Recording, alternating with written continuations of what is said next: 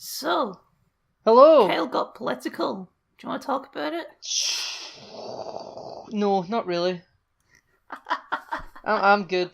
I I don't want to talk about politics, Kyle. I've added more and more political words to my Twitter mute list since we last spoke. Yeah, you were telling me. Yeah, I muted the words Republican and Democrat, and the first tweet I saw was of someone bitching about the First Lady. I can't get away from it. I'm I'm fed up with politics, specifically US politics, but I'm just fed up. I don't want to talk about it.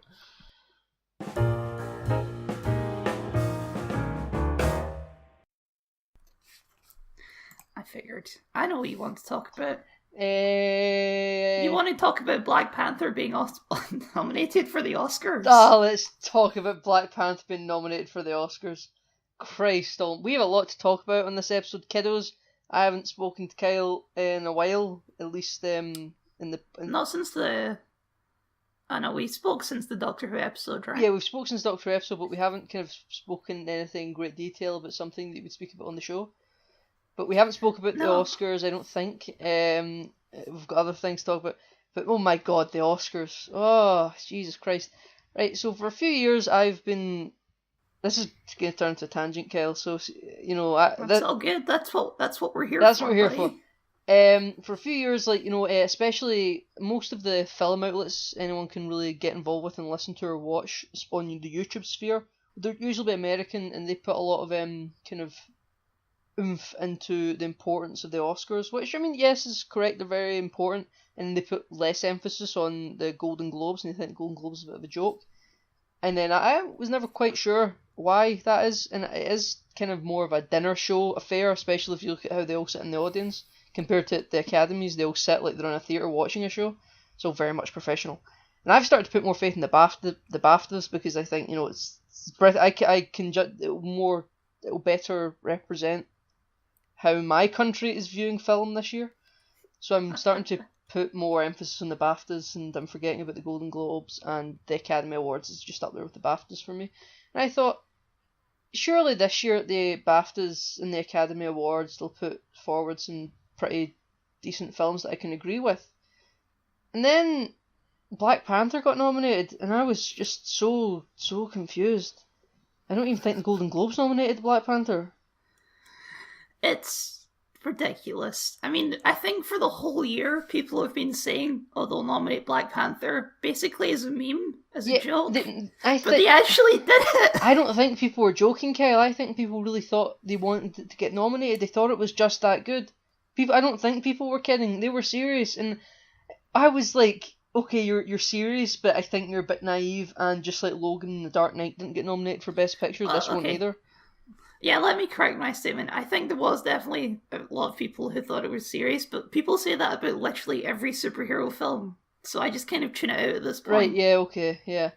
But I don't know, I was very tuned in to everyone was so Black Panther, it's this new changing tide in cinema. No, it's not. Sorry. It's just not. It's a fairly typical superhero film that happens to star a lot of black people. Stars a predominantly African American cast, and it's somehow great because of that. I think it has an exceptional score, and I think the outfits are pretty snazzy. I like the outfits. It's got a cool look to it. I like the look of it. Apart from those two things, I do not think the film is anything exceptional. Like, if they were going to nominate any superhero film from this year, I mean, Infinity War has Black Panther beat by a mile. I agree, but I still don't think that's even Best Picture material. Neither do I. I think the last superhero film, or just comic book film, whatever that you think would be warranting of Best Picture, was Logan. And that was 2 years ago now. That was March 2017. Yeah. I think everybody some people right now are kind of I kind of think they're being a little bit of a fence sitter, and I fence sit in a lot of things, so I feel like I've got a big cheek to talk. But some people are being I just blocked politics off my Twitter. Yeah, But they're like let's just forget the fact that it's Black Panther that got nominated, and let's just be happy the Academy is finally starting to take comic book superhero films more seriously. Let's just forget what the film is and let's just be happy that a comic book film is being put forward for Best Picture. Let's celebrate that, because for a long time it was put through a lot of shit. I'm sorry, you people who not I ever think you're going to listen to this podcast, but yeah. I disagree with you. I have much respect for you, but I just disagree. Comic book films can be good enough to be Best Pictures nominated. That's completely on the table, and I would champion anyone that I think is good enough to be there. But Black Panther ain't it, and I'm not just going to pretend that because it's a comic book film I'm going to just say, let's ignore the film and let's just say, but at least it's a comic book film. Nah. Let's be... It's not been nominated because it's a magical, amazing film. It's been nominated for politics, Kyle. It's been nominated for politics. And it's not going to win. I would be amazed if it wins Best Picture. That would be ridiculous. You know who I think is going to win this year, Kyle? Who? The one that no one watched, Roma. Do you want me to kind of flip the table, Kyle? I watched Roma. It's on Netflix. Mm-hmm. And if people don't know, foreign language film set in Mexico. I think in the 70s or not. No, I don't know. I think the 70s. In high school we were subject to some foreign language films in like French. There was one called The Choir, I remember quite vividly. I felt like I've watched foreign language films, I could do it. And I watched Roma, and my god, I couldn't get into it.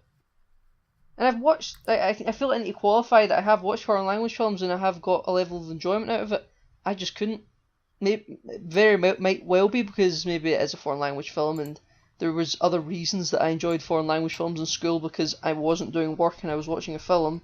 But I just don't know. I'm sitting in my house, relaxing, chilling, watching Roma. Best Picture nominee, I thought, right, I might as well do my homework and watch it, and I just didn't enjoy it. Subject matter seemed pretty compelling, because I read some behind the scenes stuff, but I just couldn't get into it. But I think that's going to be what wins it, Kyle. Netflix, people used to laugh at Netflix. Beasts of No Nation get laughed at when people thought that might win Best Picture. And, now they've got one that might actually win. I was just looking at what the nominations are, because I mostly just heard the outrage about Black Panther being nominated. But yeah. I would have a sneaking suspicion that might be the only Oscar-nominated film that I've actually watched. Have you not watched BlacKkKlansman? I don't watch films, Nathan. I don't watch films. BlacKkKlansman's a great little film, also quite political, but it doesn't get overtly political. It does it all through kind of this because the film's set in the 70s, I think. And it does a lot of it through kind of this happened in the past, and then the last 2-3 minutes of the film, they do a got ya, and the film kind of breaks the fourth wall and shows footage of Charlottesville and stuff from, was that 2017? And it talks about how all this stuff that happened in the 70s is still happening now, and it shows you the car plowing through people, and it shows I think it shows you pictures of the victims.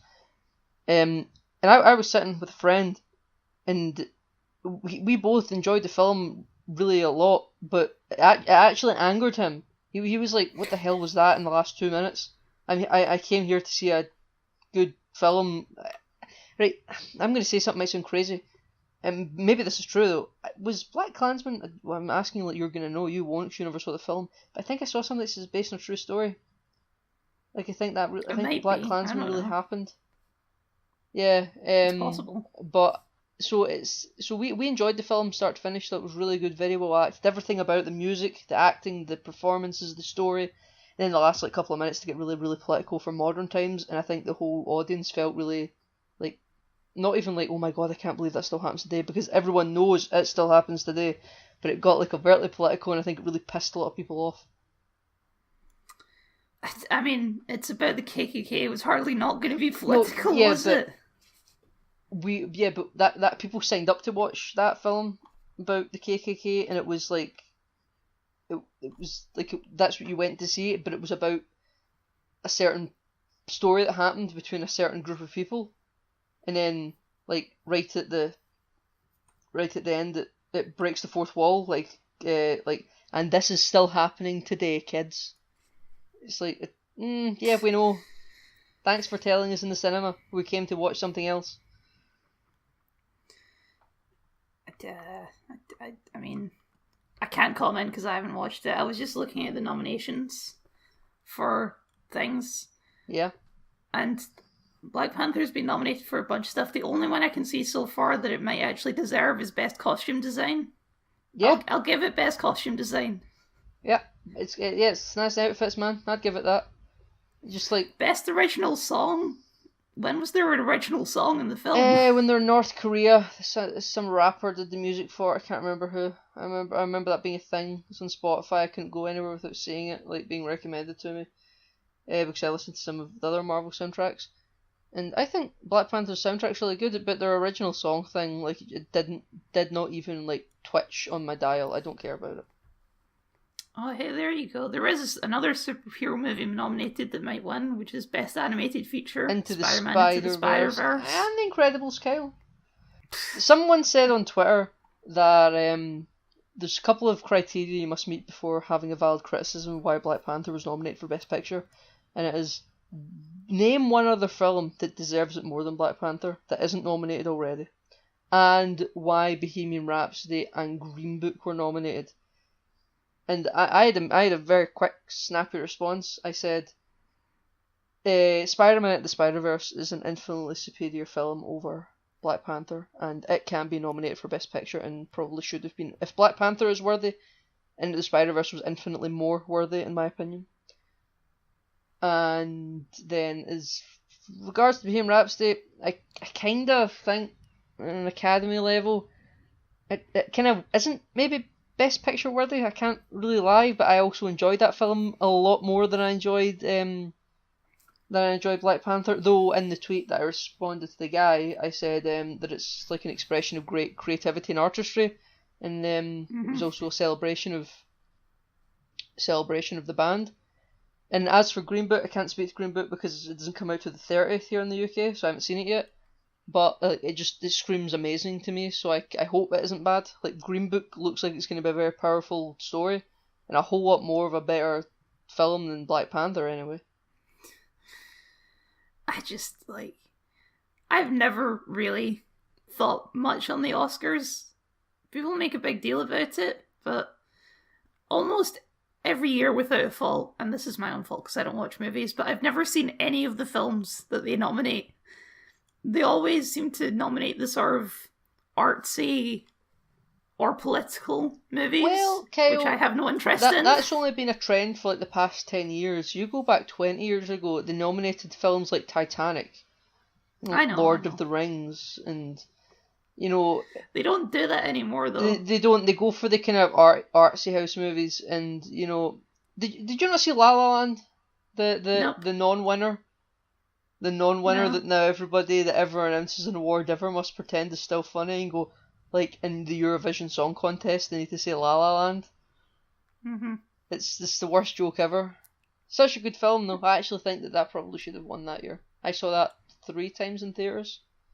It's on Netflix. I was talking to my mum the other day, and it was on the TV, and I was shocked to learn that my mum absolutely despises La La Land. Really? Interesting. Yeah. Interesting. That's a topic.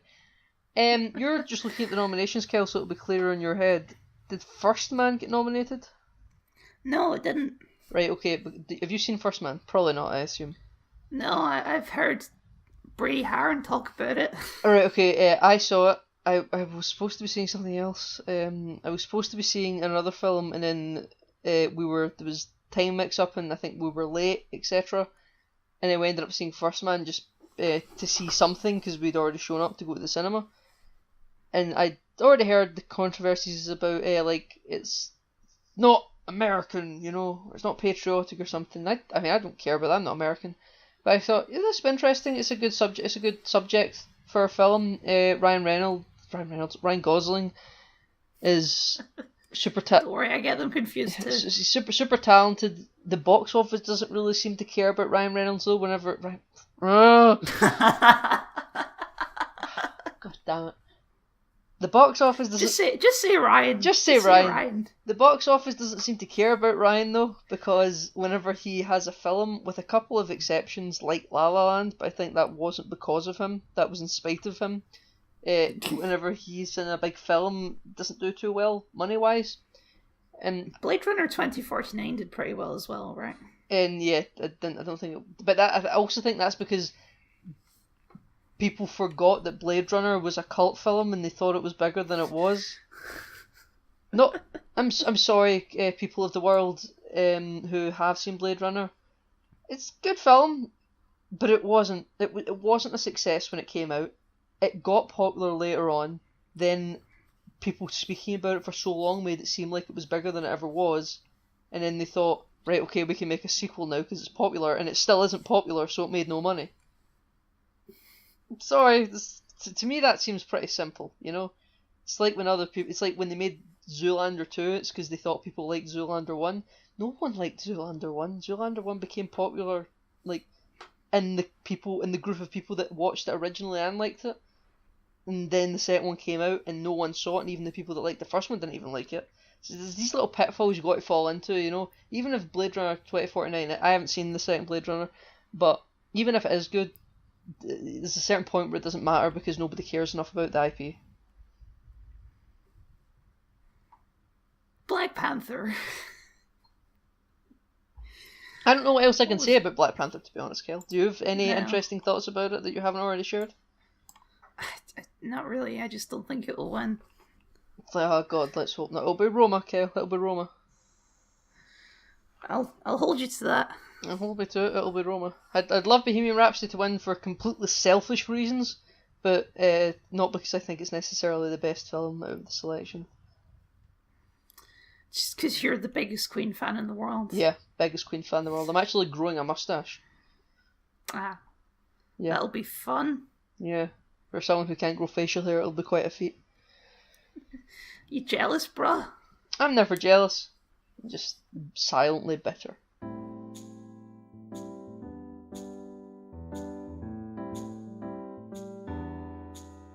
We got a trailer for Spider-Man. Oh god, this is going to be a comic book filled episode, isn't it, Kyle? Oh, I don't think so. Yeah, I don't think so either. Because what's coming? No. Our hands already. Spider-Man. I'm going to censor that. I'm going to put a censor beep there so people don't know what you said. I just kind of slurred it like an old man that's had a drink in the pub. No, so Spider-Man Far From Home. It looks really good. Yeah. Yeah. Nick Fury's in it. Nicholas J. Fury, he's there. Kobe Smulders is there. Maria Hill. Mm-hmm. Jake Gyllenhaal, the one that was supposed to be Batman but wasn't Batman, he's now Mysterio. Mysterio has always been a really interesting villain to me because he was the... Is this like a running thing now? What? With the new Spider-Man films, we have to cast someone related to Batman. Cast someone as the villain. related to Batman, yeah. That's how they got to do it, Kyle. Like that, you think that's a joke? Yeah, it's serious. Just watch. Christian Bale's going to be the next villain. Oh my god, he would be like a great Norman Osborn. He would the Green Goblin. He would. He would make a good Green Goblin. He's got the right face. Yeah. Yeah, Mysterio to me has always been a really interesting character because I'm a big fan of the Spider-Man animated series and stuff that was out when we were growing up, or like it was in the 90s just before we came along, or go that far back. And Mysterio always I missed him. Like whenever I watched episodes, I always saw people like the Hobgoblin or the Green Goblin or Sandman or Venom. Mysterio for some reason or Doc Ock. It's because Mysterio's kind of a silly villain. At least design-wise, he's got a big fishbowl in his head. I think visually he looks like an avatar for a Yu-Gi-Oh card. You're not wrong. But I've always thought Mysterio looks cool. Like people think the fishbowl isn't practical for live action. I don't care. I think it looks cool. And then he shows up in this trailer, and you know who I think he's gonna be like Syndrome from The Incredibles, Kyle. He's going to show up because if you don't know Mysterio, he's a Hollywood VFX artist and he does trickery. And like in the trailer, you see like those big like elementals, which is Sandman is an elemental, by the way. So I don't know if this is going to be as close as we ever get to Sandman, seeing one of those elementals be a big sand monster. And I think he's actually creating them artificially, like the big water monster that he fights. I think that's all fake. I think he's going to pull a Doctor Strange and be like a master of the mystic arts and pretend to be a hero, but he's really a villain. You think they're going to make him an actual wizard? Yeah, well, people have discovered this, more talented people than me, that that if you freeze it at the right moment where he's flying around fighting the water monster at the end, in front of him he's like casting one of those green triangle things that Doctor Strange can cast when he's like doing spells. Mm-hmm. So people think that maybe he's actually kind of trained, because in the MCU they kind of do declare that you don't need to be like having magic blood to trade magic. You just need to learn it like you would learn anything. No, it's not. It's not Harry Potter Yeah, rules. it's not Harry Potter. Tony Stark could learn magic if he wanted to. Yes, Tony Stark could learn magic if he wanted to, which I kind of think makes it seem a little bit too easy that anyone could just be could have magic. Like, why do Muggles exist in that world anymore? But I think that Jake Gyllenhaal, Mysterio, I don't know the character's actual name, but yeah, I think he's gonna be like a Syndrome character, and he'll like be friends for a little while, and then he'll like show his true colours. I'm looking forward to it. So am I. Big Spider-Man fan. Think Tom Holland does a great job in the role. Yes, so do I. He's. I haven't actually seen Spider-Verse yet, but he's still my favourite Peter Parker. Tom Holland? Of the three, yeah. Yeah, and from a Peter Parker perspective, I don't think Into the Spider-Verse is going to do anything to make you dissuade from that opinion, because Miles Morales isn't Peter Parker, and Peter Parker is in the film. I know. So, I think that if you like Tom Holland, you'll come out of Into the Spider-Verse still thinking Tom Holland's the best Spider-Man. Tobey Maguire, man, represent. Classy. Yeah, they make in Into the Spider-Verse they make fun of Spider-Man 3, so you feel like you're being listened to. There was a trailer that came out quite a while ago now, but I'm curious what you think of it. And that was, we got a trailer for Men in Black International. Okay. Why don't you say what you think of it first? I just think it's odd. I mean, I keep wanting to say Mission Impossible. Jesus. Men in Black has never been a franchise that I love or hate. It's just, I watch the films, they're fine. But now we've got a new film, the expanded Men in Black universe. Right. Do you know what the original plan for this film was supposed to be? No, I don't. Right, so the original plan was they were going to do a crossover with 21 Jump Street. And yeah. Oh no. Yeah, oh no. People seemed quite excited for it, but they were going to cast new Men in Black people. I think at the time they were talking about Michael B. Jordan. And he's too busy on Genlock. Yeah, well, this was like maybe 2-3 years ago at this point, and they were going to get Channing Tatum and Jonah Hill to come back for 21 Jump Street, and it was going to be like they happened to bump into the Men in Black, and then they've got to work with the Men in Black to solve a problem. That sounds like a terrible idea. Yeah, it always sounded like a terrible idea to me. People were digging it. I don't know why. I say people were digging it. The average person probably didn't know about it. This was like, you need to be an active fan in the film community to know about it. And because people, obviously there was reports coming out, but never kind of went trending, you know. And then they suddenly discovered that it would be too hard to do, so they just kind of shut up about it. And then after, I think 2017 or something, they said, right, okay, we're just going to do a new Men in Black. But I think that the 21 Jump Street one, it wasn't even going to be set in the same universe as the Tommy Lee Jones, Will Smith films. This new film is set in that universe, so thank God. Because in the trailer, you see a picture of Will Smith and Tommy Lee Jones. So I'm holding out hope that one of them will cameo. And I think the cast... They're expensive these days. Yeah, I know. I think the cast is great stunt casting, because it's the same cast as Thor Ragnarok. Emma Thompson and Chris Hemsworth. And Men in Black International is a great name. It's to show that, like, if the Tommy Lee Jones, Will Smith didn't show up, then it makes perfect sense that because they're jumping around. I think Emma Thompson's in it as well, and she was in Men in Black 3. So good kind of continuity there. I'm a big fan of the first two Men in Black films. I think Men in Black 1 is great. It's a really good film. Men in Black 2 is just as good. I know some people think it's a wee bit not as good. I think it's just as good as the first one. Men in Black 3 was, Time travel always makes everything better. Yes! We get some topics later on that will say that is maybe not the case. Time travel always makes everything better if they use it right. And Men in Black 3 didn't do that. However, our big favourite purple grimace Thanos was in that film. Josh Brolin played a young Tommy Lee Jones. I think either that or The Goonies was the first time I ever saw Josh Brolin in a film. And I think I've been a fan of him ever since because he looks so much like Tommy Lee Jones. But, is that the reason? Is that the only reason? Well, he did a really good job at like getting Tommy Lee Jones's like accent and everything down. And I was like, Christ, I love you, man. So for a long time, I didn't know it was Josh Brolin in The Goonies. He plays like the older brother. Then I found out later it was Josh Brolin. So I think it probably was Men in Black 3 that I realised it was Josh Brolin. Even if I saw The Goonies first. But yeah, big fan of Josh Brolin. So I'm really happy to see that he was in that, even if the film itself wasn't great. And then there's another guy that plays an alien that's like the guy always like almost like a stand-in for Robin Williams.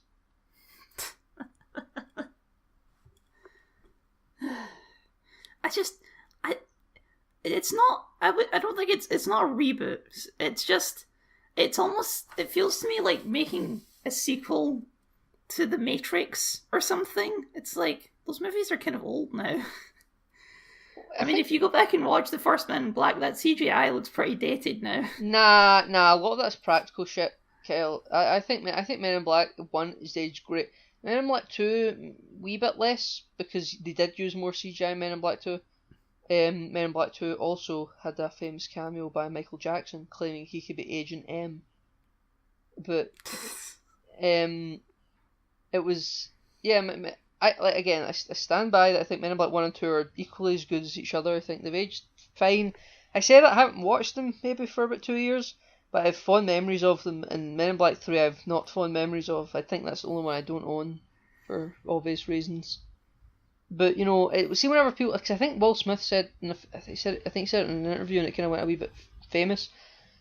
And I think people used that to justify why he didn't come back for Independence Day 2, Independence Day Resurgence. Independence Day Resurgence, buddy. Yeah. Oh god. Well, people said it like, well, you know, Will Smith said that he doesn't like doing sequels to films. And I was like, well, he did 3 Men in Black movies, so I don't think that's true. You know, yeah.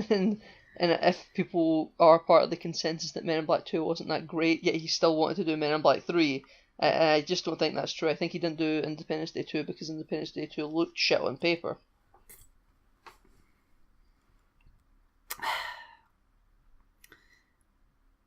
Men in Black. I count on you, Nathan, to give me all the updates on any movie stuff, because I don't watch movies. I'm the same for you with video games, Kyle, but unfortunately there ain't much of that happening right now.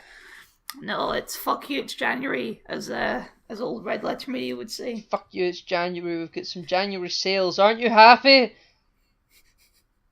They're not selling anything new that I care about. You can we have to wait till E3 before we get any game news for the year. Shh, even then it'll be fuck you, it's $70. Yeah. $70? You make me laugh with that price range. I don't know. $90. I don't know your funny Canadian money. $90 for a new game. You've been ripped off. It's expensive, isn't it? You've been ripped off, man. I know. So, what am I gonna do? Okay, I've got no advice for you, buddy. Cinema tickets are a lot cheaper than that. Yeah, but you know me. I think games are highly superior in every way. Yeah, I know. You've got an opinion.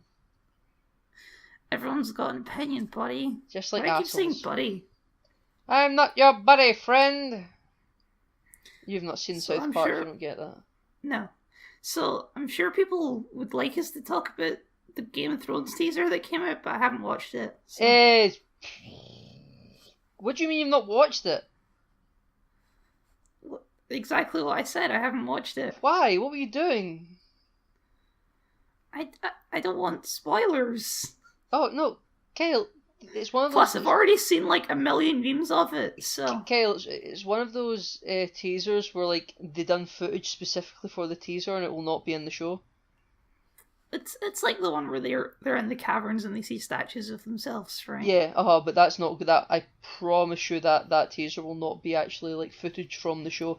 It's like the trailer for season 7, where that song's playing and like all 3 of the different leaders are walking towards their thrones, and like that wasn't meant for the show. It was just meant for footage for the trailer. It's one of those teasers. I get it, but you know. just gonna wait for the show, and then all of my favorite characters will die, and it will be great. I don't think there's gonna be a lot of death this season. They're definitely. It's the last season. You never watched The Sopranos? Last season of The Sopranos, they killed off half the cast. I've never seen a single frame of The Sopranos ever. It's a pretty good show. I've heard it's great, and I probably maybe one day will watch it. But I watch it the same way I watched Breaking Bad. I watched it like 3 years after it went off TV, and it was just like the hype had gone down. But The Sopranos has been off there for ages, and I feel like the hype never went down. So I want to wait for people to just shut up about The Sopranos, and then I'll watch it. Well, good luck with that. They just announced they're making a prequel. Yeah, I know they're making a prequel, yeah. Maybe I'll watch it for the prequel. Maybe the prequel will, like, spark my interest. Anyway, Game of Thrones next. Honestly, I'm more excited for Clone Wars. I don't know about you. You're coming from, I'm burnt out on Star Wars. Yeah, but clones, though. Yeah, but clones. Hoorah! Yeah, I get you, Kel. I'm totally there. Clone Wars Season 7 is going to be great. Going to be just... I'm going to cry, probably, man. Tears of sheer joy. Not from sadness, but from joy. Because we know how it all works out. And, you know, I don't know. Is that April? Yeah, it's the same. It's April. Yeah, so, yeah, I'm excited. And we also get, you know, Avengers 4 and all that in that one. It's going to be busy, man. It's not going to be quiet. So I'm going to have time to watch it all, you know. If Star Trek takes a mid-season break, that'll probably still be on TV then as well. Star Trek Discovery Season 2. So I'm going to be busy. Wow, you just gave us a convenient transition, buddy. Oh, Why do I keep saying buddy? Stop me. You're Canadian, man. It's what you're doing. That's not... Canadians don't say buddy, though. Yeah, they do. By the way, I'm making a lot of rustling right now, so I apologise to anyone. Might not show up on the Skype call, but it will when you're editing the footage. Thanks for that. You're welcome.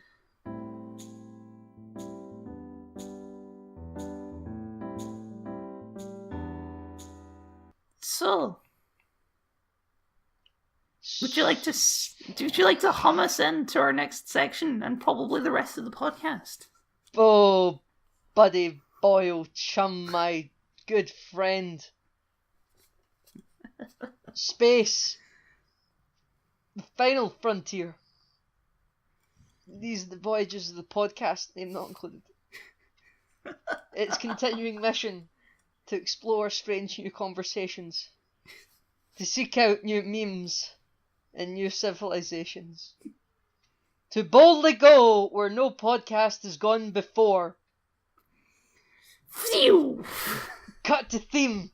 Hit it, Johnny. Oh, it's... Listeners, I made an oblique reference to something one time in between the last episode and this episode, and we were actually supposed to record that night and we just didn't. I don't know why. Probably my fault. It's always my fault. It's usually your fault. It's always my fault. And I made an oblique reference to something when we were just doing other things, and I thought, ha ha ha, Nathan, because I always tell really shit jokes, but they make me laugh, so no one else laughs. But I make myself happy. That's what counts. And then later on that night, Kyle sends me a message, and it was like, "Oh, by the way, Nathan, I got that joke that you told earlier on. I just didn't want to tell you because I wanted to wait until we started recording another episode of the podcast. But you couldn't wait, so he told me, and I was so happy with the news that he gave me. And what was that news, Kyle? I have, for the first time in my life, started watching Star Trek: The Next Generation. Oh, it's beautiful. This is peak news. They could impeach Donald Trump. I wouldn't give a shit. He's watching Star Trek, listener. He's watching a pivotal TV show in my life. He's not watching TOS, and I don't blame him. TOS is a little bit rough. That's something you can go back and do once you've seen everything else. That was my goal, was to go back to it eventually. Yeah, that's something like... It's like when people watch Batman. You can watch everything Batman, then when you've seen it all, you can kind of dabble in Adam West if you like, but it's not required. TOS ability that. You get hardcore Trekkies that have been around since like the 80s and 70s that like they'll say no. TOS is a must. The original series you have to watch. That is Star Trek. That is your meat and potatoes of science fiction television under the Star Trek brand. They're technically right, but I feel like we're 50 years later, and I feel like the minimum start point is TNG at this point, the next generation. Then I feel like one day you can go back to watch it. And let's just not talk about the animated series, because no one's seen the animated series. So just to be clear, for the next hour or so, we're going to talk about a 30-year-old TV show like it's brand new, because it is brand new to me, basically. It's brand new to Kyle. He only knows we're not going to avoid spoilers because it's like 30 years old. Yeah, but not right. Okay, Kyle, I don't want to spoil it for you.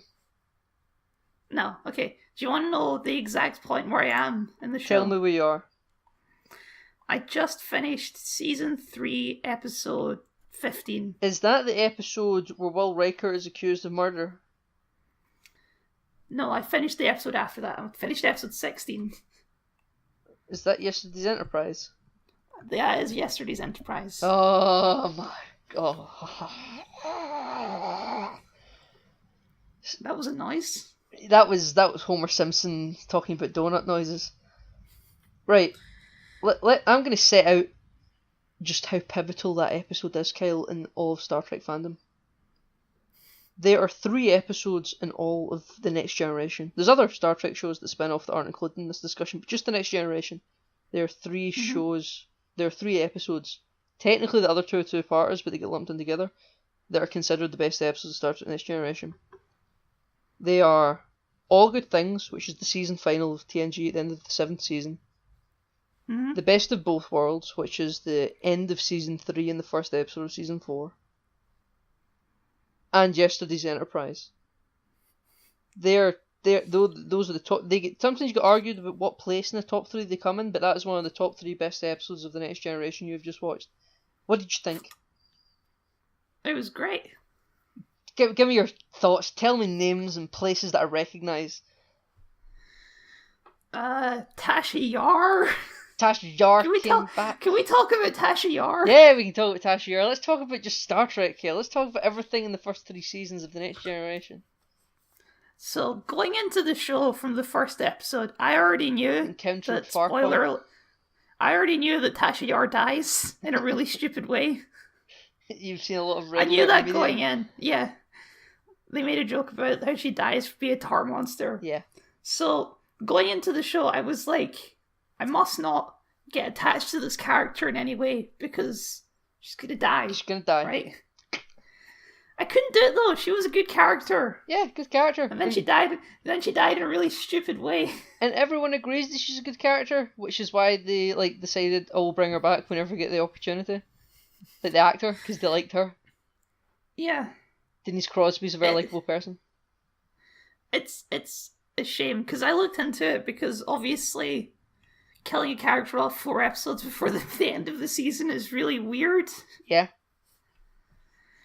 And I wanted to, understand why. And I guess it's just because Denise Crosby didn't want to do it anymore. She regretted it because she does all the Star Trek conventions now. But yes, at the time she was Star Trek'd out. And I can only guess that they killed her off in such a dumb way because the director was mad at her. Yeah. The first 2 seasons of TNG have that in abundance.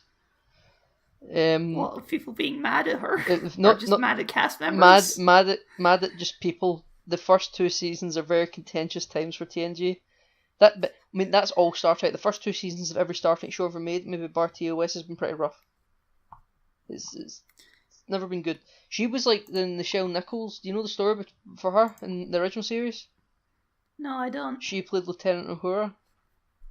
She, after the first season, she isn't a TV actor typically, I think she said. So she's a stage actor, and after the first season of TNG, she was getting fan mail and she was getting offers to do stage and theatre and musical, which she always wanted to do.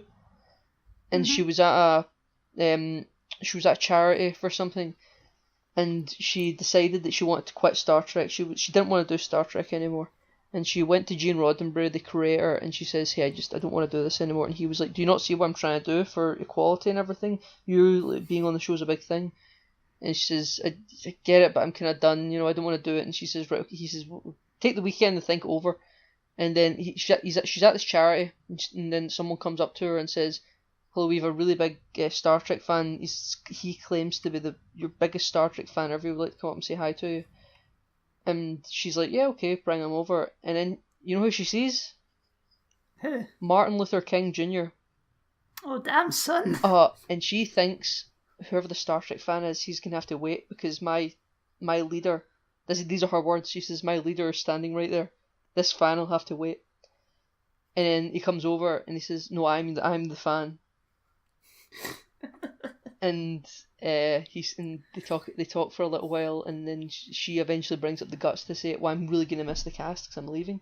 And he basically does the 1960s civil rights equivalent of bitch slapping her, and verbally, and is like, no, you don't get to leave this show. You represent this, great significant bounds in the civil rights movement and stuff, and you're the only television show that I let my kids stay up past their bedtime to watch and everything.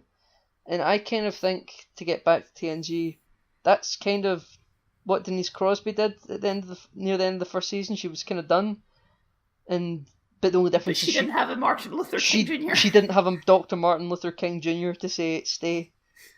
Because a woman head of security in the 80s, that's a big deal. At least I think it is.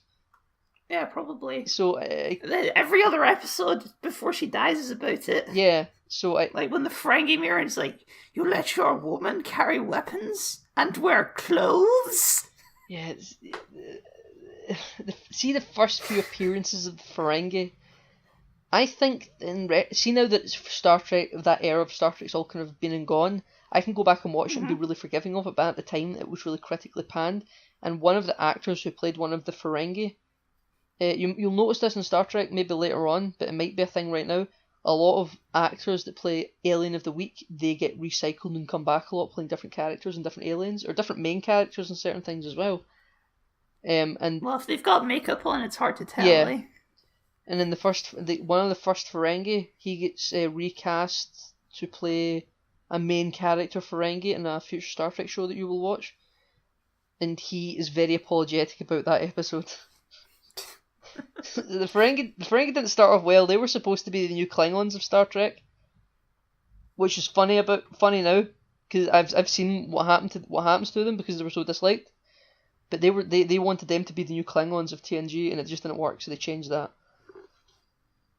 Yeah, they set them up as like they're these really dangerous people, and then they come off and they're just these weird, creepy used car salesman types, and it's like, you're not giving off the same threatening vibes as the Klingons. Yeah, don't worry, the Ferengi do work out. They become some of the best characters. Whenever a Ferengi shows up, like, it's going to be a good episode, that they do become really good characters. But early Ferengi, they tried to make them just straight up villains, and it just didn't work. So many good episodes. It is a shame about Tasha Yar, especially since she died so dumb. Did you like seeing her in yesterday's Enterprise, though? I did, and I feel like that episode was almost like retroactively. Yeah, we realized we done her real dirty. We're gonna give her a slightly more noble send off this time. There's implications that happen. See Tasha Yar's appearance in yesterday's Enterprise. I don't want to spoil anything, but it has ramifications for future episodes. Like, I shall eagerly await. Yeah, it goes places. Don't worry. What did you think? Well, go on. The weird thing about Tasha Yar too is she clearly has this really dark, tragic backstory, which they were probably intending on exploring at some point. But she's dead, so. Yes. Have you met Tasha's sister? No, not yet. Right. Okay. So they even though Tasha Yar's a character seldomly ever returns to Star Trek ever because they killed her off in season 1. Yeah, that was dumb. Yeah. You don't kill them off. Beverly Crusher left for a whole season. They didn't kill her off. Right. So do you know why they got rid of her? Who, Beverly Crusher? Yeah. No, I don't. Right, so big brouhaha, kind of like a Tasha Yar. Like, I think it was she had a big bust up with the writer, and the writer was like, "Oh fuck you, I'll just write you out the show then," and he did. for a full season, and he left, and then they're like, okay, let's the writer's gone, let's bring Beverly Crusher back to the show. What do you think of Dr. Pulaski? I did not like Pulaski at first. At all. She's just like this annoying old granny. Yeah. Who doesn't like Data and is very annoying. Yeah, calls him Data. Yeah. But by the end of the season I was like, I see what they're going for with this character now. Like, she's a lot more serious than Beverly Crusher and not as dumb as Beverly Crusher. Yeah, she's a lot more dedicated to the field of medicine. She see what I'm talking about, how there's like allusions to things that will come with Tasha Yar in the future of your time watching TNG. I'm not spoiling anything, telling you right now that Pulaski never comes back. Pulaski's gone. That's a shame. I think there's one audio cue in an episode of Star Trek Voyager where someone is in a Starfleet hospital, and then when the door opens and you see people walking out in the corridor, you hear in the intercom, Dr. Pulaski report to wherever. And I think that might not even be the same character, it might just be another person called Dr. Pulaski, but that is the only time you ever get anything even close to referencing that character again. And that is 20 years after, not 20 years, like maybe 10 years later, you know? So Pulaski's gone after season 2, and it's a big shame because she did turn out to be quite a good character. Yeah. I mean, I like Beverly Crusher. She does do dumb things sometimes, which is kind of annoying, but... Yeah. What do you think? Riker, beard, no beard? Beard. Definitely beard. Yeah. He looks weird without a beard. Yeah. Ensign babyface.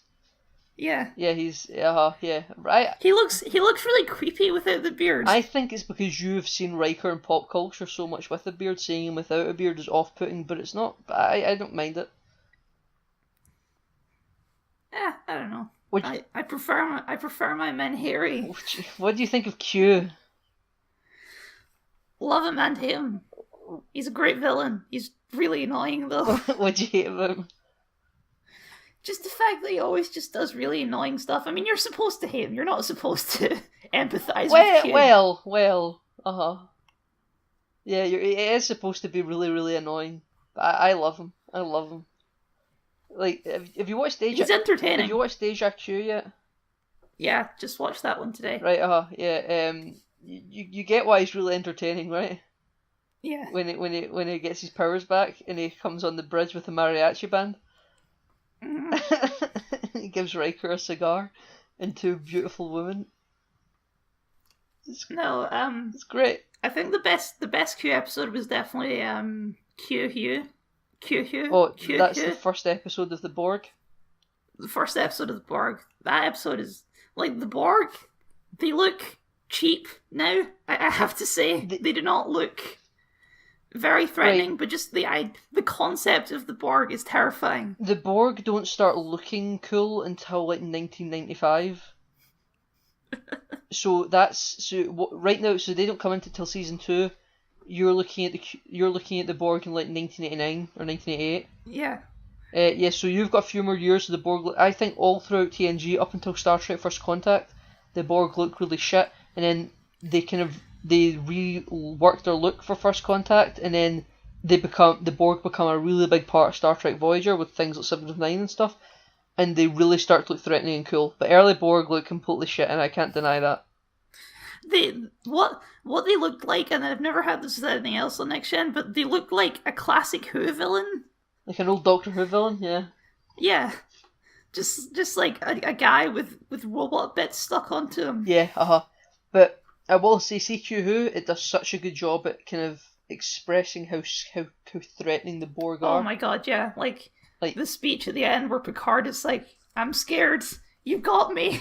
Yeah, Yeah, it's so... The Borg are some of the most threatening pieces of Star Trek ever. Like, you've not even seen the best of it yet. No. Q Who is great, and I think it's the only time the Borg are ever scary as they are. I think the Borg become more like I always think of, like, in Star Trek there's a lot of politics, like there's different empires and you can negotiate with different governments and stuff, but they all feel like those pesky Romulans. Yeah, they all operate on the same level as each other, but the Borg operate on a different level where it's just like a tidal wave. You can't stop them, you can't talk to them, you can't negotiate with them. I can definitely see a lot of what would influence the Reapers and the Borg. Yeah. I think the only episode that makes that apparent, even though they pay a lot of lip service forever, from the first time you see the Borg to the last time you ever see the Borg so far in Star Trek, they always pay lip service to how scary they are as an oncoming tidal wave that you can't negotiate with. But the only time you ever see it really in action, it probably is in Q Who, because in future episodes of Star Trek and through Voyager and everything, and later in TNG, they try to kind of humanize them in First Contact. They have like a Borg queen and stuff, and they like obviously they give you know about Locutus of Borg? No. Oh, you don't know about Locutus of Borg? Oh, I thought you would have known about Locutus of Borg. Oh, right. No. Alright, so do you know anything about the Best of Both Worlds? Nope. Right, you don't know about one of the most biggest cliffhangers in all time in Star Trek? Oh, you've got big things coming, Kyle. You've got Oh boy. big things coming, my friend. Okay, we should express if it's not clear already. Nathan is like the biggest Trekkie in the world and can name any episode just 20 seconds of audio. It's true, I did this the other week. Kyle sent me really garbled footage that he heard through a wall, not even like an audio held up to a TV screen. He heard it through a wall, sent it to a group of us, and I held it up to my ear, lying in bed at 3 o'clock in the morning, and I was able to distinguish the exact episode. Or like the rough 5 episode gap. And I'm, on the other hand, the only thing I know about Star Trek is what I've watched up to this point and various cultural references that I've just absorbed over the years by hanging around with him. I'm actually surprised that you don't know more of what's coming. Like maybe I think I've probably extremely lost perspective. Yes, like, I assume more things are bigger than they actually are. But right, see when I said that there's 3 episodes widely debated to be some of the best Star Trek ever, and I said one of them is the Best of Both Worlds, the end of season 3 and the first episode of season 4. Right, you've got that coming, Kyle. Oh my god. Right, personally I tend to think All Good Things, the end of season 7's the best, but I still can't deny Yesterday's Enterprise and the Best of Both Worlds. I am so happy that you're going to watch the Best of Both Worlds for the first time soon, just like I was when you watched Yesterday's Enterprise for the first time. You have so much... Listeners, all you're going to hear is me ranting and raving about my love for this franchise. I'm so happy that he's about to watch the Best of Both Worlds. It is just so good. It is some good television. It's mainly I'm thinking maybe looking at it through rose-tinted glasses because of how shit current Star Trek is. But I tell a lie. As I referenced earlier on in the podcast before we turned into just Star Trek Central, the current season of Star Trek Discovery, season 2, is on the air right now, and every Friday there's new episodes. And the Friday that just went by there yesterday, actually quite a good episode, and it really threw me because I thought this was supposed to be a shit show, and I was like, wait, that wasn't awful. So we agreed before we did this we weren't going to talk about Discovery, and it was going to be a big lull. You fucked it. God, I'm sorry, Kyle. I can't not talk about the brand. I can't not do it. I can acknowledge something that's shit in the brand, but I still can't not talk about it. I'm surprised you haven't asked me why I started watching in the first place. I just thought I'd worn you down. I thought I'd been indoctrinating you for years, and you just snapped. Well, I'll admit that's part of the reason. But right. What it actually was is the other day we were in our group chat, which we have, and we were discussing big political issues, like we often do. Big political issues, like we always do. Yeah, headache. And eventually, I started arguing in favor of a Star Trek world. Yes. And I wanted to move towards Star Trek Future, and I just... You realise you don't know what a Star Trek Future is? I realised if I'm going to argue this, I should probably at least watch the bloody show. Yeah, you should. Like, I think Star Trek Future is ideal and everything is great. I just think that it's not realistic. But as a fantasy world, I would so love to live in. I want a replicator so much. You want of every technology in Star Trek, the replicator is just like, just give me one. Can we be working towards replicators, please? Alright, see if you want a really good idea of what Star Trek world is. TNG is the shittest example of it. Because it isn't an overtly political show. Star Trek Deep Space Nine is people. If you want Star Trek and these are the voyages of Starship Enterprise, Star Trek and Star Trek: The Next Generation are really and maybe Star Trek Enterprise. They're the only places you're going to get that. There's an argument for Voyager, but there's other circumstances that take place outside of that starship that make that a totally different kettle of fish. But DS9 is really overtly... The whole point of Deep Space Nine was Star Trek The Next Generation sets the premise for the world of Star Trek, of this utopia. But all it does is throw a brochure at you and say, look at how wonderful we are and look at where we're planning on going. But it never tests it, it just tells you to take it at face value, really, for the most part. Deep Space Nine, the whole premise of the show was, let's test that, let's show you the things that would come up and trying to make it a reality, and the things that you would have to fight against, and the things that can threaten that utopia once it's established. That's all of Deep Space Nine, and it makes it some of the most interesting television ever. Like these ethical questions, these practical questions, these alien like ideas, and these maybe threatening governments that tyranny and all that. And they talk about Earth more specifically as well, because in the Next Generation, Earth's kind of just the obligatory. That's where the bosses live, and it's a utopia, and we don't really go there. We kind of go there, but they not go really. there. They go there once to Star Trek HQ, and they kill a bunch of Admirals. They kill a bunch of admirals. Yeah. God, the effects when they kill the Queen are some of the most ridiculous I've ever seen. Yeah. They blast him with a phaser, and his head blows up, and it's like, Jesus Christ. It's like overly practical. Yeah. Yeah, the neck nubbins. That's what some people call them. Right, you know how at the end of that episode they kind of talk about how there was like a brief transmission made, and then you hear little beep beep beep beep beeps going off into the cosmos? Mm-hmm. I think that is one of the most fucking compelling endings to any episode of Star Trek ever. Like, it's just such a mystery of like the emptiness of space and beepings being put out into the emptiness. That's why things like Whale Song really fascinate me as well, because it's just this echoing tone going out into the void. And like you can just see, like, is there anything out there that's going to respond to it? And the episode isn't clear; it leaves open ended.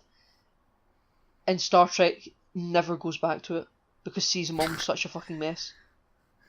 Like I've said this earlier. The first 2 seasons of Star Trek, all the shows are really controversial as to there's some good episodes in there, but overall they're pretty shit. And I think I haven't felt that way. I've enjoyed most of them, to be honest. So do I, but critically. And that's also why I see big reworks happening in subsequent seasons.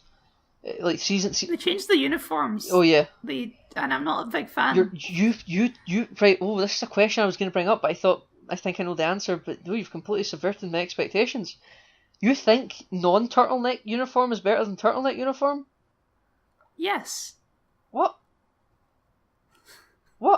You think their one-piece leotard spandex is better than their little collar with the pips up on the neck? I think that the outfits season 3 onwards, they look like pajamas. They look like pajamas in the first 2 seasons because they're just one-piece spandexes that you need to pull on like a diving suit. It's just like, I don't know. They looked more like formal to me. Nah. Like they have the sort of second bit on top of the shoulders, and they're just like they're a nicer material. The new ones are a bit like thick looking. Yeah, right. So this is like a big thing in Star Trek fandom about what uniforms were better, and the cast of TNG hated the first 2 season uniforms because one-piece spandex. Then in season 3, there's actually a difference between season 3 and onwards. They go season 1, 2, season 3 is, I think it's still a one-piece, but they adjust it to make it better. And in season 4 they turn it into full 2-piece where you have trousers and top are separate. Oh, they did that. They did that about 5 episodes into season 3. I noticed. Mm-hmm. And then obviously in season 3 you get like officers in the background that still wear the first 2 season outfits. I noticed that, yeah. It's like, I guess they couldn't afford to re-get new costumes for everyone. From season 4 onwards, they sort that out, and everyone has the same uniform look. So it becomes a lot more kind of uniform, if you'll pardon the pun. Mm-hmm. So it's again, I think after season 2 it looks a lot better. In my person, I think the majority of people think that. I will admit, the two-piece costume is better than the thicker one-piece. That one just looked awful. Yeah, okay, I could see your argument there. I still However, think that like the two-piece, it makes the top bit just look like a jumper as in opposed to an actual uniform. in season 5 of Deep Space Nine, they get another uniform change. Well, they actually get a uniform change at the start of Deep Space Nine, but it's still like the bright colours. It looks like space pajamas. Then in season 5 of Deep Space Nine, which subsequently goes into the Next Generation movies from First Contact onwards, they get a uniform change for it to be more kind of militaristic, and they get a lot of grey on the uniform, and the only colour you get is around the neck and like an undersuit, and that is my favourite Star Trek uniform. Apart, well, the film uniforms are quite good as well for Kirk and Spock and all that. The red tunics, they're quite good uniforms. I quite like them. But I think the TNG uniforms that you're currently seeing, where it's like the big colours plastered on the front, and it's kind of an uniform for me. Are you noticing the meme? Are you noticing the meme of admirals are evil? I did notice that. Yeah. I mean, the Admiral episode where all the admirals were evil, but to be fair, that time it wasn't their fault. Yeah, that time it wasn't their fault. But there was the guy who drank the Fountain of Youth. Yes, He wasn't really evil, he was just an idiot. Yeah, he took too much of the drug. And he ate... I guess he did do evil things in the past. Yes, he did do evil things in the past, but he wasn't an admiral when he done those evil things. No. He was an evil lieutenant who became a moral captain and then became an evil admiral again. Like, when I first saw him, I was like, that guy is not old. He's wearing really bad old age makeup. And then at the end of the episode, it's like, oh, that's why he's wearing bad old age makeup. When I first saw that episode, I didn't question it. It was plausible to me. And I think as I've grown up, I've never questioned it still because I saw it when I was younger. And now I actually watched the episode quite recently as well, when you first told me you watched The Next Generation. And I still think it's fine. In my head, I don't really question it.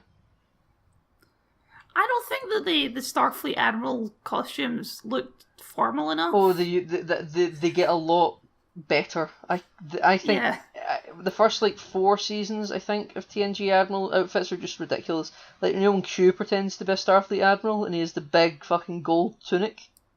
Yeah. Right, that is the only time you ever see that specific Admiral outfit. Like, he made it and you never see it again on a real Admiral. But part of me hopes that the only reason you never see it again is because they actually had a plan to make that the Admiral outfit and they thought, wait, the hell, this is ridiculous. You know? It's like, no, it's just Q being flamboyant. It's Q being flamboyant and we'll never mention it again, you know? But you get really cool Admiral outfits later where they look formal and they've got like a belt, like a noticeable belt that you can see, and it's pretty cool. Okay, and I think my favourite costumes so far were actually the ones in yesterday's Enterprise. Yes, those costumes were cool. That's a pretty with the belt and the pullover and the silver thing. Yeah. That's a pretty cool uniform. What did you think of the Enterprise C from yesterday's Enterprise? I don't have too many thoughts. Well, I don't mean necessarily look of the ship, though. The look of a ship is a big thing in Star Trek because people like to talk about what's your favourite Enterprise and stuff. What did you think of the captain, Captain Garrett? What did you think of the outfits? They were all fine. I can't say I had too much thoughts about it, to be honest. Those outfits are the outfits that Kirk and Spock and stuff wear in the films, but they have like big turtlenecks underneath the red tunic, so it's like it's bigger and bulkier. And like I think Kirk wears like a white turtleneck under it, and it looks a lot more official. And I think when you see it without the big turtleneck on, it looks a lot more like they're only half dressed. So it really always throws me. I'm like, you're missing part of that uniform. I've seen Kirk and Spock wear that uniform, and I know there's more to it. You're only half dressed. I'm not a big fan of the single color uniforms. I like them to have like different colors. I've never figured out what the different colors actually mean rank wise or anything. They're not rank. They're like, division. Do you just get like? I guess so, but you see ensigns wearing blue, and I was like, isn't blue the Doctor color? I'm so confused. Blue, right, here we go, kids. Time to explain to Kyle. Blue is science and medical. But that means you could Okay. you could be the chief medical officer, or you could be a nurse, and nurses can be ensigns and lieutenants, or you can be like an assistant scientist in one of the science labs. You know, you could be a commander, or you could be an ensign. You know, it depends on your department. You know, and that's all the same color. It's department's rank regardless. Then Well, the rank is determined by the little dots on your collar, the pips right? in your collar, they're what determine rank. Then yellow, or gold, sorry, is engineering and security. That's what those are. Why engineering? Why doesn't engineering and security have different colors? Because they're like the gadgety field. Because security people need to have a certain level of familiarity with weapons and torpedoes and stuff, which also there's a big engineering component in there. I guess so. Then command is red. But in old Kirk Spock times of the original Star Trek, red and gold were the other way around. Okay. And they do a really cool time travel episode in Deep Space Nine where they go back to the Kirk Spock time, and they have to dress up in the original 60s outfits. And one of them, who isn't familiar with Starfleet uniforms of the past, but he was a doctor anyway, and that colour never changed. He saw like two of these other officers, and he's like, "Aren't you two in the wrong colour?" And they're like, "No. In the past, it was a whole thing." So they do get quite referential at the colours of the uniforms in Star Trek. Okay. So, Worf was originally in command posted then? Yes, he was. What did Worf do before he became chief of security? I guess he was a pilot? Yeah, he was ops, so yeah, he kind of helped navigate the ship and stuff. Same with Geordi, he was red. It's so weird because Worf makes way more sense in the security position. See, when I say people think traditionally the first couple of seasons of Star Trek are rough, it's for stuff like that. They didn't quite know what the crew was yet. They were like, we have Worf, but we don't know what he does. We just know he's a Klingon. We have Geordi, he pilots the ship, but then we also have Wesley that we want on the show for younger viewers. But oh my god, they cycle through like 5 different chief engineers in the first 2 seasons. Yeah, no, Geordi becomes chief engineer in season 2. Does he? Yeah. Okay, well in the first season they have like 5 different chief engineers. It's pretty rough. They're not quite sure. Like there was a woman, and then there was a guy with a beard, and then there was a guy who questioned Geordi's command of the ship. Yes. And then it was Geordi. Yes. I think. There's one thing that I don't understand the uniform difference for. Data, Mr. Data, Commander Data. He wears yellow. Yes, he is the science officer of the Enterprise. But science is blue. You wear blue if you're in science.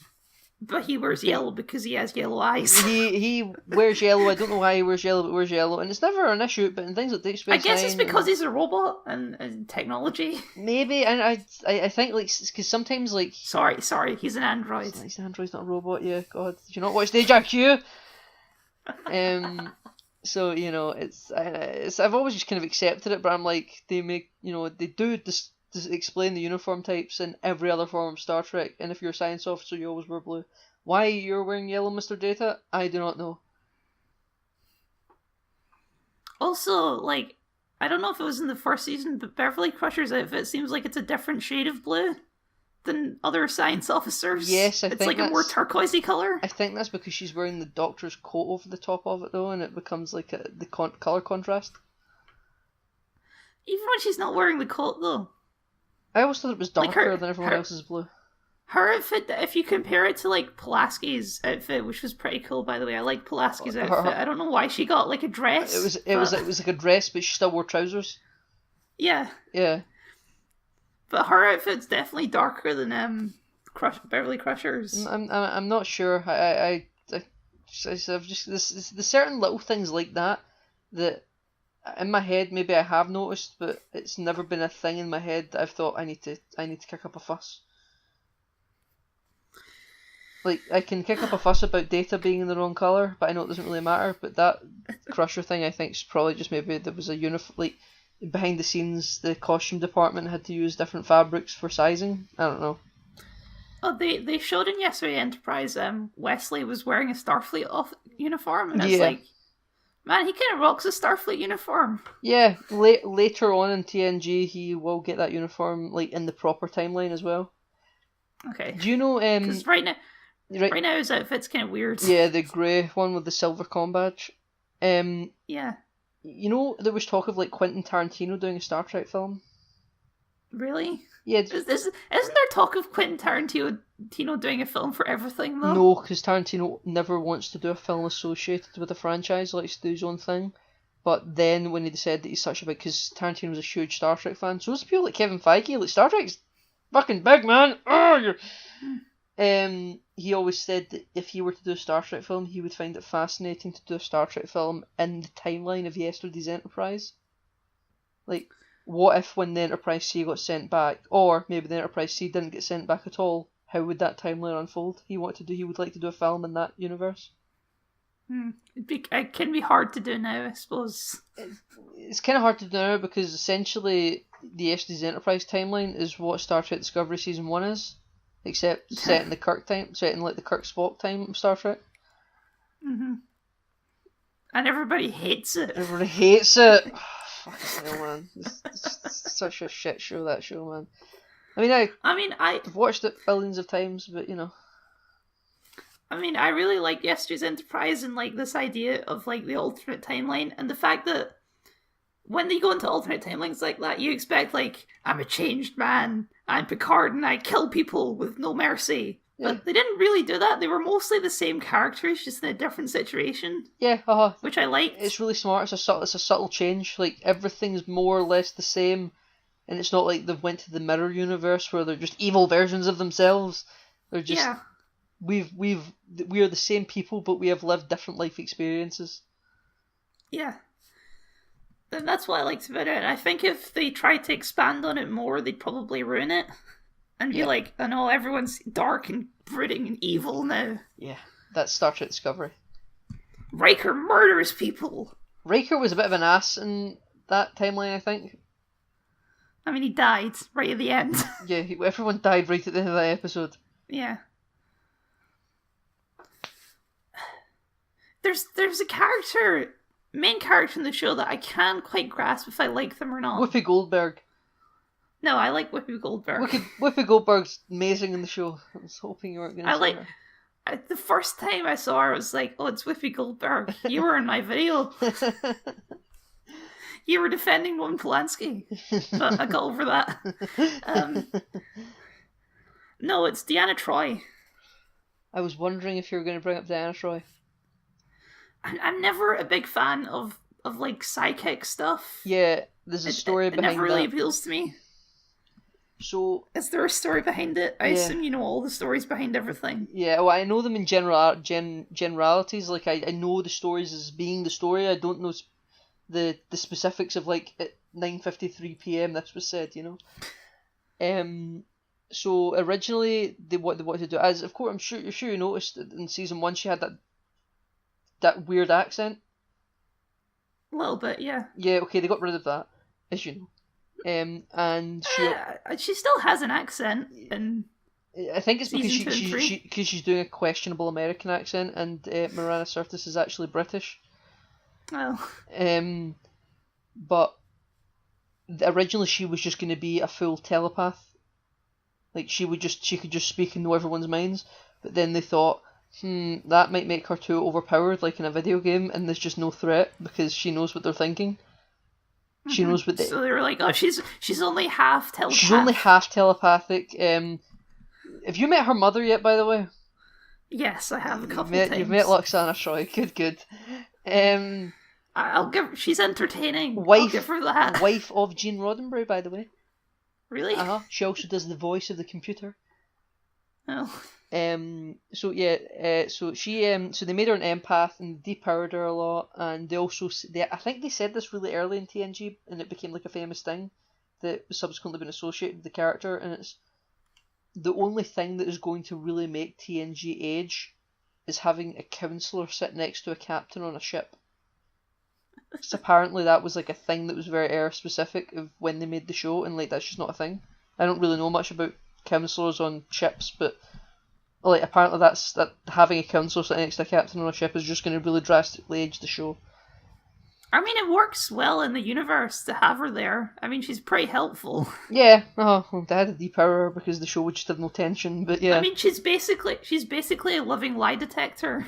Yeah, but until she isn't, until she can't tell something for some reason. Yeah. So, he's lying, Captain. Then like, oh, I can't tell if they're lying, Captain. Thanks for picking and choosing when you can and can't tell a thing, you know. I just like, I don't know if I don't dislike her character. She just doesn't seem to have much of a character. Yeah. Again, TNG's flaunted as this great piece of science fiction. I love The Next Generation. I think it's great, but the women on the show are giving really nothing to do. I think that's something. They were given lots to do until they killed off Tasha Yar. Yeah. If the Dr. Crusher and Counselor Troy, they get good episodes where they're the centerpieces, and those are the episodes they have things to do in. But then there's other episodes where they just really have nothing to do.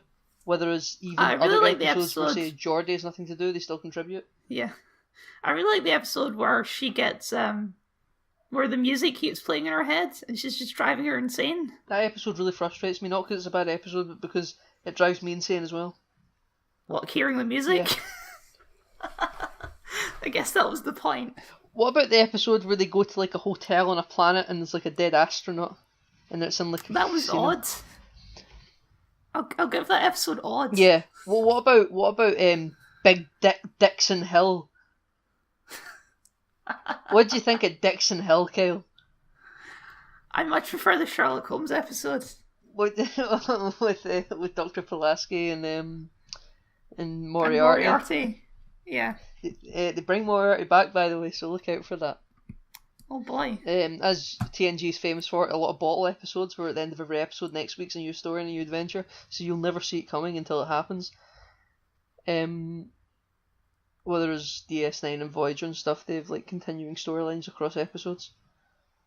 So, but yeah, I know, I thought you would really like Dixon Hill. I love Dixon Hill. I think every single time they go into the world of Dixon Hill, we should probably clarify for listeners because I'm forgetting we're recording a podcast right now. Dixon Hill is, they're these novels. I don't know if they exist in the real world. I don't think they do. I think Dixon Hill is complete fabrication for Star Trek. And they're like crime novels from the 1920s, and Captain Picard's a big fan of them.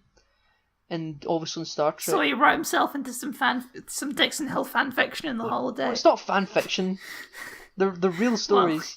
Well, so he just made himself Dixon Hill. He went into a holodeck to play the character of Dixon Hill, and he got to roleplay. And then it all went sideways because, of course, in Star Trek, whenever they go on the holodeck, something always goes wrong. Mm-hmm. But then they get really inconsistent with how holodecks work. They imply, like, holographic things can leave the holodeck for, like, a couple of seconds. But then later in Star Trek, it's like the second you leave a room with holo emitters, the body just kind of fades out. But then you can pull it back in again if you've still... Of course, because in that first Dixon Hill episode, he goes, "You can't do this to me! I'm... Cyrus Redblock!" Yeah, Cyrus Redblock. Cyrus Redblock, and he just kind of like eventually disintegrates into nothing. But another episode of Star Trek, the second it leaves the door, it vanishes like somebody's just snapped their fingers. Like, imagine there's like a man with a hologram were to stick their. That makes more sense than I'm being outside and screaming about it. Yeah, it's weird. It's like in like if Voyager, the Doctor's a hologram, and he tries to prove to people it's a hologram. And he goes to the edge of sickbay and he puts his arm out of the sickbay and his arm just disappears and he pulls it back in and it reappears, and that's how it works. But TNG sometimes is like, you can kind of go out for a little while. I think TNG does a good job establishing Star Trek as a thing that exists in this has got room to expand. I don't think the original series ever did that. The original series felt like this is science fiction and outside of the boundaries of this show it doesn't work. But The Next Generation gives you a vision of, no, we can do more with this, and of course it establishes how the world actually works. Yeah, but it feels more like a prototype for it until maybe season 5 of TNG.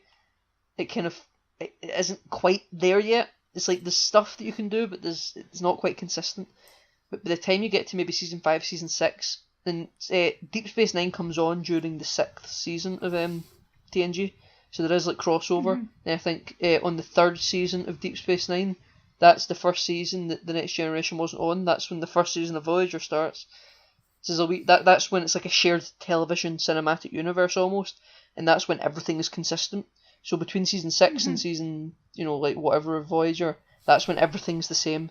Certain alien races that look one way in one show look the exact same in another show, and they can reference events and certain characters. Until now. Until fucking 2009.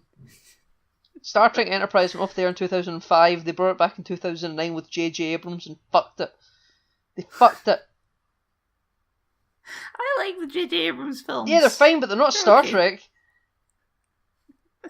The best of both worlds. I must say, I am preferring TNG to those films. Yeah, it's so great. They're fun because they make you think. You don't just turn off your brain. Oh, I think, other than the Borg, the scariest episode for me so far has been the one where they entered the mysterious void and it was doing experiments on them, and it shows that horrible face on the screen. Oh, and it's like, that looks like a dodgy YouTube video. What about the end of season 2 where they had to just do a clip show? God, that was pretty terrifying too. It was awful. I have to be honest, when I realised, because I remember them making a joke about that at some point in Red Letter Media, and as soon as I realised it was that episode, I just skipped it. It's like, I'm not, it's only been 2 seasons, it's too early for a clip show. Yeah, it was because, obviously I've said it before, it's because they're out of money. I actually, when I was, again, cause I watched a lot of TNG when I was young, I never had a problem with it. I was so engrossed into the story they were trying to tell, it never occurred to me that they were only doing it because the show didn't have money. I didn't think about the budget of a TV show. I just thought, it's a shame that's Polanski's last ever episode. Yeah, you're not wrong. Remember when I said that she gets lip service in like one episode of Voyager? It might not even be her though. Mm-hmm. In that other episode that Moriarty comes back, and they also, I think they reference Pulaski briefly as well because of the relationship that those two characters had. But I think that's about it. But yeah, it is a shame that she's never brought back or anything, especially given that Riker episode was the last one she had. Yep, and it's just a frigging clip show. Like, first we'll show a bunch of clips of him being sad, then a bunch of clips of him being horny, from the first then a bunch of clips of him being angry. When I saw what did you think of the episode with the Bynars? Bynars. I recognise the name. Remind me of the concept. They're the 1001s, and they put Riker and Picard in the holodeck and speak to the French lady. I like that episode. Good episode. They also reference that episode in future episodes as well with Riker. You know what? See, going into the show, and I don't really know why, I expected not to like Riker. Go ahead. I don't know if it's just based on how he looks. I expected him to just be kind of an asshole. I know, but I actually kind of like Riker. Riker's more of a ladies' man than Kirk ever was, because Kirk's really associated with being like the, he fucks the green ladies in space. Kirk never really did that. Riker does that though. Riker definitely does that. Riker gets into a lot of problematic moments in Star Trek that involves interpersonal relationships in the way that Kirk never did, yet Kirk's always associated with. You mean like when that scientist's wife accused him of rape? Yeah, that would be one. That would work, yeah. Have you crossed the episode where they deal with things like gender yet? No, not yet. Right, no, there's it's a very. I read an article about it quite recently actually. That's why I asked, because I can't remember what season it is. Might be season 5 or something. They talk about it on RLM, right? Do they? There's an episode where there's all these aliens who don't have a gender. And Riker. And this one alien wants to be a woman. Yeah, and they do, but it's stuff like that makes Star Trek timeless. Where that episode was dealing with that issue at the time, 30 years ago, or 25 years ago. Sorry. And it was that at the time, but now in 2010 we don't work into politics. But Star Trek kind of did get political the longer it went on, but it never became absurd. But Star Trek's always done a good job at being quite conservative in how it deals with issues, but it does it very effectively. Until the first season of Star Trek Discovery, which was just, we're calling people out on their shit in a way Star Trek had never done before. But Star Trek always dealt with issues, but it dealt with it respectfully. Well, the interesting thing about Star Trek, right, is they say a lot, like, this is a world where everyone is equal, and we've eliminated racism and sexism, right? They don't exist anymore. Within humans. Within humans, anyway. But they're still making the show in a time when racism and sexism still exist, so they can't go too far with it. They can't show any gay people, for example. What do you mean? Well, there's no gay characters, at least so far in TNG. Oh yeah, okay, yeah, they don't. In that episode with the genderless people, Jonathan Frakes, who plays Riker, he spoke about this fairly recently, but he says he's kind of always held this opinion. He always thought that the actor who played that, because the actor who played that character was a woman, they always thought to really put the hammer of the point home. They said the actor who should have played it should have been a man. They couldn't have done that in the time. Yeah, no, he is very open about the fact that that was just not allowed at the time. Like, they wouldn't have allowed it on the network. But he says that would have made the episode that much more powerful. Mm-hmm. Which he's kind of right. I can't deny that. It's definitely would have been. I think it would probably become a lot more infamous episode as well. Because to me now that's just one of the many episodes that Star Trek deals with a powerful issue, but it's part of a group. Whether if it done that would have raised it to a whole new level. You know what? I know there must be at some point where they mention this, but it's really just kind of irritating how many alien species are just humans. Like, there's some of them where they try and put like a little mark on their forehead. There's some of them that are just humans, though. A lot of them are just humans. Yeah, TNG suffers a lot for that. That's why when people talk about how the best Star Trek series is Deep Space Nine, it's because it really is Deep Space Nine. TNG catches the fame because it's because of the time it came out and the generation that's now the famous generation of, you know, people who were young at a time are now starting to become famous. Things like YouTube and stuff. The Star Trek show they would have watched would have been the next generation, and it's the Enterprise and Pirate Stewart became famous. But DS9 really is superior in pretty much every way. It's the budget's a lot better for showing aliens that just aren't humans. We bitched to this about Doctor Who in our Doctor Who episode. It's TNG is a lot of they're aliens because we say they're aliens, not because we're told going to put any budget into it. They go to the sex planet and they're all just humans. Right, that's a bad episode though. Where Wesley they go to the terrorist planet and they're all just humans. Wesley's going to get put to death because he crushed some flowers. Yep. Yeah. TNG has a lot of some great episodes. I consider the best of both worlds to have best cliffhanger. See, I don't find those episodes bad. I just find them kind of funny. It's like, oh, it's the 80s. Yeah, they go to there's a sex virus on the ship, sure. Oh, the naked. Oh, you're talking about the Naked Now. Yeah. Yeah. Oh, that was. Woo, yeah. I assume that's from the original series because they reference like, man, this exact same thing happened to the original Enterprise. I think it did. I think I remember when you first told me you started watching Star Trek, and I said, by the way, The Next Generation is the season I remember the least about. Just because I think TNG was actually the one I watched kind of last. I started in DS9, then I kind of dabbled in TNG, but I was primarily watching Voyager. Then I watched I went right into Enterprise with like no gap, and as I was kind of dabbling with TNG, that crossed over in Enterprise. And by the time I was done Enterprise, I thought, right, okay, well now I need to fully get invested in on The Next Generation. So it's the one I can remember the least about, but that's actually a lie. TOS is the one that I remember least about. The ironic thing is, it's the only one I actually own on Blu-ray. The rest I all own on DVD. I actually own a lot of I own every episode of DS9 and most of Voyager and a few bit of TNG, all on VHS. But it's like the one I remember least is TOS. So when they reference it in The Naked Now as being like a thing that happened on the original Enterprise, I just kind of take it the words because I can't remember. A lot of the 60s Star Trek, I'm ashamed to be a Star Trek fan and say I don't remember much of it, but I don't. It's old. It's okay. It's 20 years, 30 years before you were even born, so. So Kyle, I remember all of TNG. I remember all of TNG. I remember every bit of Voyager and DS9 and Enterprise. I remember all.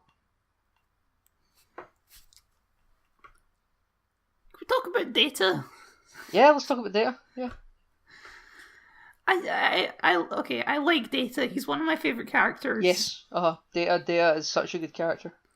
But it feels like 2 episodes into season 1, they realized oh, Data's OP as hell. Like we were talking about the sonic screwdriver in the Doctor Who episode. It's like Data can basically solve every problem that they have. Only if it's within his realm of what he's already learned about. If he hasn't learned about it, he can't do it. But he can't, it happens a lot where Picard's like, Data, go learn some shit. And he goes to the computer and it's like, enhance, or speed up, speed up, speed up. And it's just flashing things on the screen. Yeah, that's because he can read really fast. I know, I get it. I'm just saying, if he doesn't know it, he can just learn it. Yeah, but it's still you've got to discover the answer. I mean, you've just watched things like Yesterday's Enterprise or Deja Q. He isn't just like your off switch, your I can do it switch. I never found Data to be OP personally. I thought when there's ever an occasion where he does just know the answer, I think, well, that's quite convenient. But then obviously the episode's about much more than that, so it isn't a problem. I don't know. Like I said, I like Data, and there's a lot of episodes focused on Data because, conceptually, he's one of the most interesting characters too, because he's this artificial intelligence. Yeah, he's so they have one of the only androids in the galaxy. Yeah, where they have to decide if he belongs to the Federation or not. Oh yeah, that's Measure of a Man. Mm-hmm. And Riker has to try and prove that he isn't, and Picard defends him. Mm-hmm. That is such a good episode as well. Yeah, and he's like, Starfleet was founded to seek out new life, and he turns around and points at Data, and he's like, well, there it sits. It's great, Kyle. It's great. I'm thinking about it now, and it's I want to go watch Measure of a Man. That's a great episode. This is what makes Star Trek fun. These little things. It's so good. That was the one where they kind of explore his backstory a bit, and they find his brother. Oh, Lore. Yeah, God, for fucking Lore. It's Lore comes back as well. Lore's not quite done in Star Trek yet either. I assumed Lore was coming back. It's like they didn't show him blow up. He's coming back. Yeah, Lore's not done. Kind of wish he was. Think probably his first episode is probably his only good one. I think. Again, maybe this holds my memory. I do remember the last time you see him. The last time you see him, I think, is in one of the later seasons of the show. He does the season 6, 7 2-parter. But I remember that episode, and I won't tell you anything about it. But I have complicated feelings about that that 2-parter. But I can't remember if he shows up before them. But I do know that episode that you've just watched, that's his first appearance, is probably my favourite appearance. I mean, even the Sherlock Holmes episode is mostly a Data episode. Yeah. What's the episode? What's that episode called? Elementary, My Dear Data. Yeah. Yeah. That. I love this idea that Data, they mention in the first episode or early in this first season, and he just becomes obsessed with Sherlock Holmes basically. Yeah. No, yeah, he does. It is quite fun how he'll just he picks up little things and he becomes really obsessed with it. That follows through. That's a Data thing. He also loves theatre and acting and stuff because he becomes a bit of an actor as well. He was playing the violin in the other episodes. Have you met his cat? He has a cat. I've not met his cat. There's a cat called Spot. Yeah, I don't know when he gets introduced. I know that he has a little hologram of Tashi Yar. Yeah, because they fucked. They were intimate. He is fully functional. He's fully functional. I always hear C-3PO in that line. I'm fluent in over 3 million forms of communication. It's very C-3PO. Oh, are you, Mr. Data? Oh, are you? Good for you. I always think of C-3PO in that line. And it's one of the few times where I have a crossover with Star Wars into my Star Trek. I can't decide how I feel about Geordi. Geordi? I like him, but... He's not that interesting other than that he's blind. But he can see anyway. Yeah. He's the engineer. Mostly. He works within the parameters of the engineer. Apart from Discovery, the main character in Star Trek is always the captain, and it's always the captain's got to be the one that works. I don't know. I think if only the captain worked and all the other crew was crap, it would still not be good though. Yeah, it's all. I think it's like this is kind of another thing with all the Star Trek shows.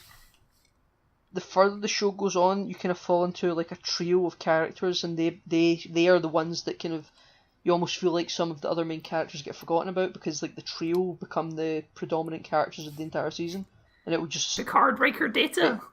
Picard, Riker, Data. That is kind of how TNG falls, and by the end of the show, they're the three. And DS9 is Cisco. The captain's always part of the trio though, because in the OG one, it's Kirk, Spock, Bones, right? Yeah. Did you like the little Bones cameo in the first episode? By the way, it was very odd.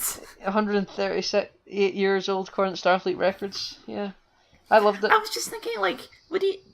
I don't know anything about Bones really. He's like, wasn't he a doctor? How did he go from doctor to admiral? Because I mean, Doctor comes with a rank. Doctor Crusher's already a commander.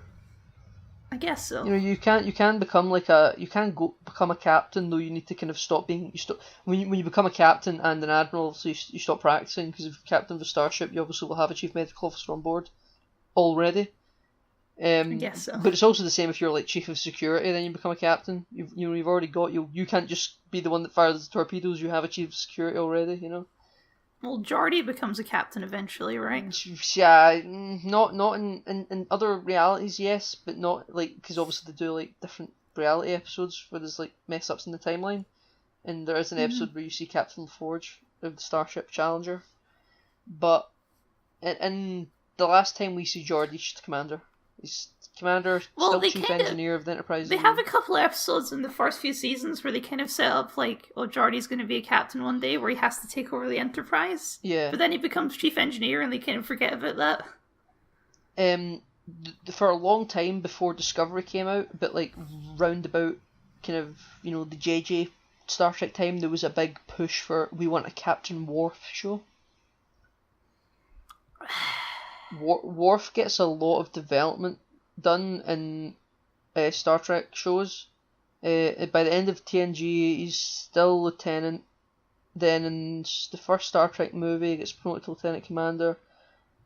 Star Trek and season I don't want to tell you. He shows up in Deep Space Nine, right? Right. Okay. Yeah. Right. Thank God I can say that. I don't know if you knew. He comes into DS9 in season 4, and he's a main character because so like. In the timeline, it would kind of work. Season 6 of TNG, season 1 of Deep Space Nine, so he's still in TNG. Then season 7 is season 2. Then on season 3 of DS9, that's when Star Trek Generations happens, which is the first TNG movie. Then that's when they destroy the Enterprise D. Then in season 4 of DS9, they decide we'll put you on DS9. And Michael Dorn, who plays Worf, has spoken about it, and he talks about whenever he's at conventions or stuff, and people ask him, what's your favourite Worf episode? It isn't even an episode of TNG, because they don't really do much with Worf in TNG. They don't really do much with anyone in TNG, apart from the occasional, like, the trio. But they had an episode where Worf had a girlfriend. But Worf becomes such a big part of DS9. Like, Worf is such, like... Again, this is... I've said it, I'll say it again, DS9 is an infinitely better show than TNG. There's a lot more serialized storytelling in it. The show gets a little bit darker. Also, there's a lot more themes in it. Tests things, and it makes you think more about. Well, you know me. I like bright, cheery, cheesy things. Well, so. The show isn't depressing by any means, but Worf Worf actually in DS9 he goes back to red uniform. So he's yellow and. Does he keep the silver? Does he what? Does he keep the silver badge, or does he go back to the gold badge? No, he keeps the silver sash because they realise the gold dome is fucking shit. He keeps the silver sash because that was correct. That was the right move to take that gold one away. I also noticed between season 2 and 3 they made Worf look more Klingon. Yes, because the makeup gets better. I don't like his hair in season 3 and 4. I think his hair doesn't get good to season 6. Because right now it's like a weird kind of bob hair that he's got. But then by like season 6 he gets it in like a big ponytail, and that's how it is for the rest of his time. So from like 1996 to 2002 he has cool hair. Once again, I don't dislike Worf. I mean, I'm not a huge fan of like we're the warrior race who just beat shit up. I've never been a big fan of that trope. They do flesh out the But Klingons later in TNG with Kronos and the High Council, and they do talk. They do get into. Klingons become less mustache twirly warrior villains later in TNG. I know they already talked about how they're not enemies anymore in like season 1, but they kind of just again, a lot of TNG, you take them at their word and say they're telling the truth, but they do address things like that later on. They also mentioned at some point, I think, that Worf has a brother. Or yes, he does. Something. He does. He is his brother. I assume that'll come up at some point. I thought you would have met his brother by now. Yeah, he's got a brother. You'll meet his brother. Yeah, played by Tony Todd, the Candyman.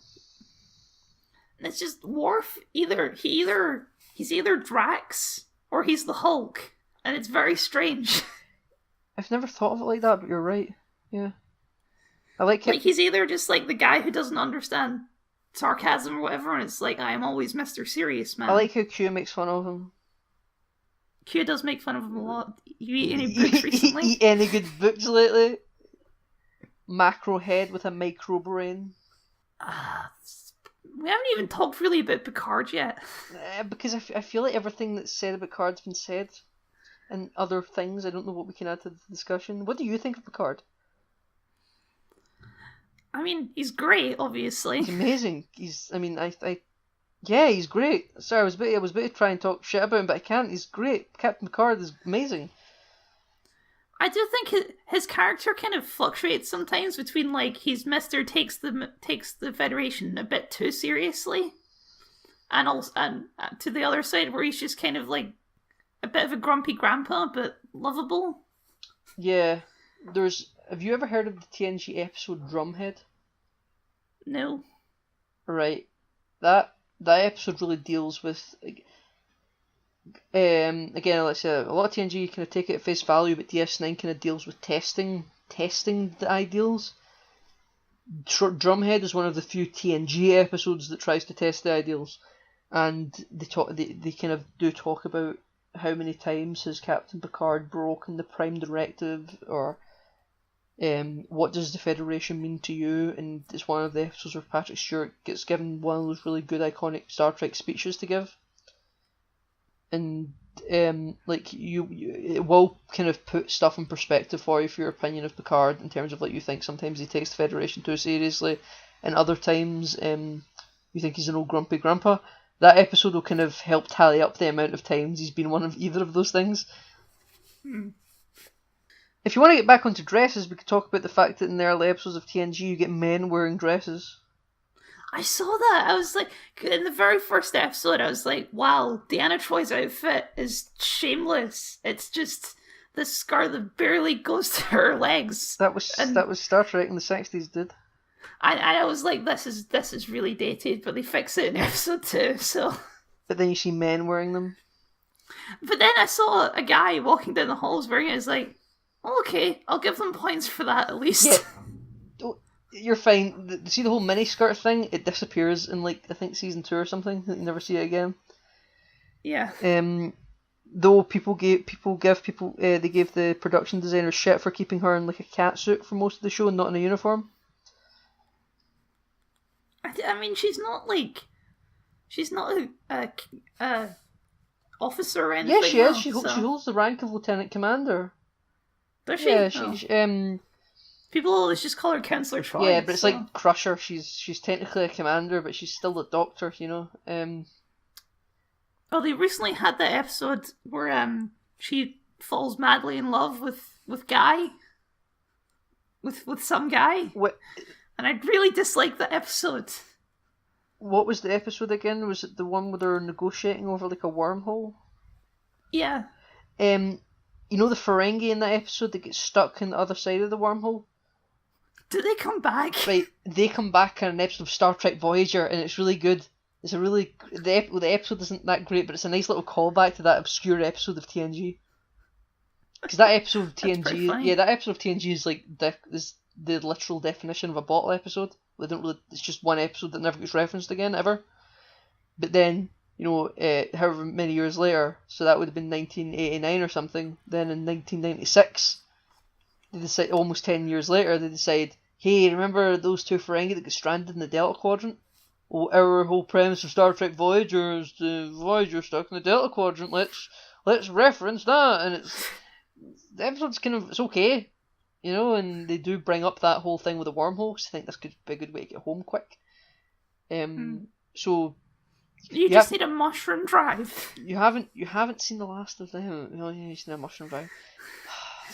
We're not going to talk about Discovery. I know I keep breaking the seal, but I can't help myself, Kyle. You need to help yourself. I know. No, I just it was one of the episodes that really made me just not like Deanna Troi. It's like, why are you? This guy isn't even that handsome. He's got kind of a weird face. Why are you falling in love with this guy? Because he's a telepath, Kyle. He's only quarter telepath. Yeah, but there's a connection there. They can relate to mind readings, even though he was trying to hide it, I think. I think my favourite part of that episode was where that guy goes to, like, fuck with Riker by saying, like, hey, I'm screwing your woman. And Riker just doesn't take any of his shit, and it's great. Yeah, Riker's really good with that, right? Riker is kind of a, I will not take your shit kind of guy. You've met his dad, yeah? Yeah, I met his dad. Yeah. Kyle Riker. Kyle Riker, yeah. his dad's pretty sound. I like his dad. And he had a past fling with Dr. Pulaski. Yeah, they DTF'd on the Starship Enterprise. Well, maybe not the Enterprise. Some other starship. Whoop. It was a fine episode. It was a fine episode where they played blind jujitsu or whatever the martial art was. What are your hopes for Star Trek going forward in your current watching? I mean, I'm planning to go through it all eventually. It'll take some time. But you say it'll take some time, I'm in it now. I thought you would only maybe be right now at the end of season 1 and you're like almost at the end of season 3. Okay, I need to clarify. When I told you that I was watching Star Trek, I was already on season 2. Right, so you still fairly... For how long had you been watching it? About a week before that. Right, okay, you're making good progress, you know. There's like 20 odd episodes a season and you're working full time and... I wasn't working full time when I started watching it. Well, I'm trying to praise you. I'm trying to say you're doing a great job. However, I do want you to tell me when you start watching The Best of Both Worlds, and I will watch it too. It's been weird because my dad has been watching Voyager. He's been rewatching Voyager, so he keeps talking to me about Voyager episodes. And you're like, it's like, wow, I've got a while to go before I get to Voyager. The Starship Enterprise D, father. Well, because I don't think he's watched much Star Trek. I think Voyager's the main one that he's watched. Yeah. So he's just watching that one again. Yeah. Which is strange, because Voyager's like... You know, if you think about a show like maybe Stargate or something, and like that gets a bunch of spin-offs just like Star Trek, and then if like you're... I'm saying it like it's different, it's probably the exact same, but it's because I'm a Star Trek fan, it feels different. And it's like, oh, you're not even watching Star Trek, you're watching one of the spin-offs. You're watching Voyager. You're watching Voyager. Like, I think Star Trek Voyager is a perfectly fine show, but I feel like it's such a weird one to that be the only one that you watch. I feel like if you watch Voyager, you've got to watch the other ones. I don't know. I guess I'll see. I don't think our next episode will have quite such a Star Trek focus, but I will give you updates to be sure. Yeah, we can do a Star Trek corner. Star Trek. I knew from the second you said you started watching Star Trek: The Next Generation, I thought this episode's going to be Star Trek heavy. Like at this point, we have like 1/4 non-Star Trek, 3/4 Star Trek, and this is. I figured I would throw in some stuff for variety. To start us off. A wee starter, and this is the main course. A trick, if you will. Yeah, are we gonna have a dessert? Star Trek was the main course of the episode. Are we gonna do anything for the dessert? We can end it. We could end it, but I like ice cream. We didn't throw in enough Star Trek references. Engage. Make it so. Warp 1. Engage. Fire photons. Romulans, sir, are decloaking. It's the Borg. Bonsoir, mes amis. Is the engage and make it so thing, is that just a Picard thing or is that a Star Trek thing? Engage is a Star Trek thing, make it so is a Picard thing. Okay. Engage is it's a kind of, I think maybe they've taught it in the academy. When you're telling your officers to go, engage is a good one. That's a good default one, guys. That's something you should say. It's a strong word. It's a strong word. Engage. Say that. That'll get you lots of respect. Though Captain Pike, he would say punch it. Punch it. Yeah. That's crap. Someone said step on it. I think Pike might have said step on it as well. Step on it? Picard said step on it in one episode when he was Dixon Hill. I remember that. Well, that's okay, because that's he did that as like a joke, because he was dressed as Dixon Hill. He was sitting on the bridge dressed as Dixon Hill after saying klaxon pi klagida, acting like he was just making no sense at all. Yep. Oh, I loved that episode. That was a really good episode. They have a lot of different ones, but yeah, Engage is that's the handbook one that everyone can use. Nobody owns Engage. But Picard definitely owns. He owns Make It So. See, if someone else says Make It So, they're either deliberately referencing Picard. I think Geordi said it once when he said it, but that's because he was deliberately referencing Picard because Picard is his superior officer. But if you on another Star Trek show, like in Star Trek Discovery, if someone said Make It So, they aren't referencing Picard. Picard isn't alive yet, so that character is just saying it because the writer thought Picard says this.